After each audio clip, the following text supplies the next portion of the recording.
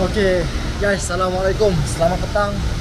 Salam 7 Ramadan hari ini Alhamdulillah kita berpeluang untuk melihat satu keajaiban yang Allah kurniakan atas muka bumi ni, iaitu ketenangan air laut hampir-hampir menjadi seperti air tasik Dia ada lagi satu masa yang sangat tenang sehingga menjadi air tasik sampai tak ada angin langsung dan tak ada sedikit pun silau.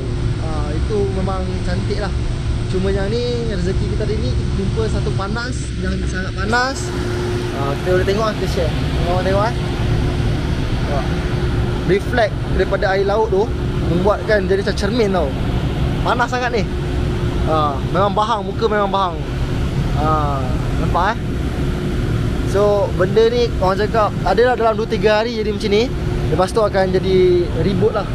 Okay, akan jadi ribut. Mungkin akan jadi ombak besar.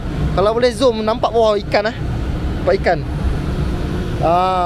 Ikan pisang ada, ikan keratang bawah sikit, macam tu. Nampak? So syukur Alhamdulillah lah, benda-benda ni semua kita nampak dekat laut, tak nampak kat darat. So saya sharekan kepada kawan-kawan. Inilah suasana yang kita hadapi. Okay, panas yang teramat sangat membuatkan air laut tu nampak seperti cermin. Sekarang ni pukul berapa Sekarang ni pukul 5 petang. Tapi panas dia, Masya Allah. Dia punya panas nampak nampak? Panas dia tu membuatkan sampai berbelang lah muka.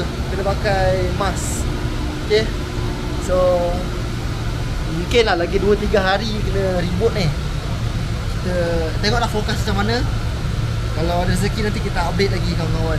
Okay, salam Masya guys. Assalamualaikum.